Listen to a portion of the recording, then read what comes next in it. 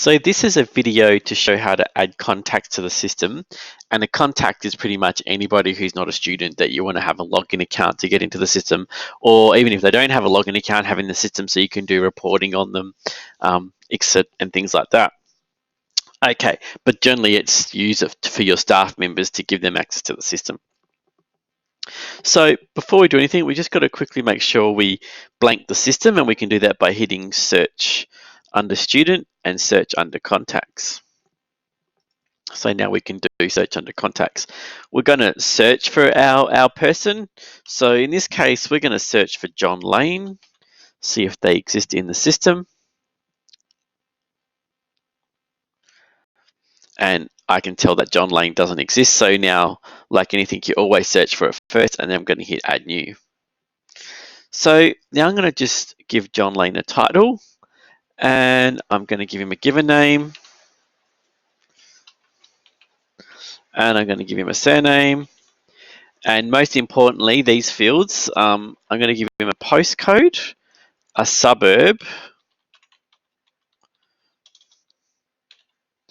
and I'm going to give him a state, and I'm going to give him a date of birth. So I'll quickly give him a date of birth, and I'm going to give him a provider, and I'm going to set him to active. So it's important you make them active, you give them a date of birth and at least a postcode. If you do those things, when you hit save contact, you should create them a login account. So I've now created my person, and you can see I've got back a unique ID, so I know they've created, and all their details look really good. So additionally, I can give them roles, and roles are not permission levels, so it's not important to get the too confused. Permission levels are associated with your login account. Roles are things you do within your organization.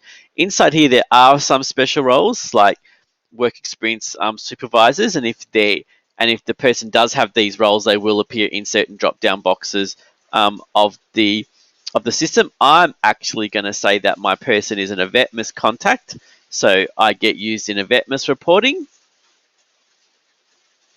And I'm also going to make sure I'm the desk contact, so I also get used in HIMSS reporting.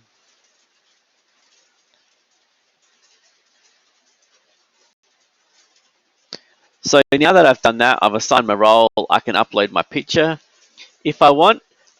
If you're using Rappler, you can also do a view timetable, and we have the ability to print off staff cards as well. In here, we can say if your account has been checked by some external other agencies. So you might want to put someone's like working with children stuff in here as well. And this is then just to track some of their CV details. So once we've done that, we go to login. And you can see by default, I'm John Lane, and I've been given the security group staff. I actually want to make myself full admin. So I'm going to assign a new security group. The important thing is you can only have one security group at a time. So I'm going to remove my first security group first, and then I'm going to add my new security group as, let's add it as part admin. So that's flex admin or registrar permission. So this person's now flex admin permission. I'm actually going to enable his user account. And because I know he got given a default password that I don't really want him to have, I'm actually going to change it. Because I'm full admin, I don't have to worry about this. So I'm now going to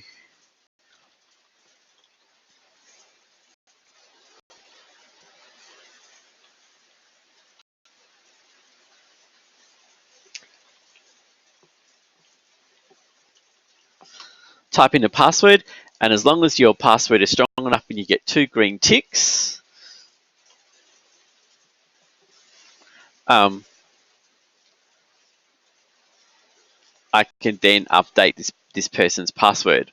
So the final thing to do, if you really wanted to, is to actually log in as John Lane to test that his login account has worked. So if we just log out here as full admin, we can then log in as John Lane.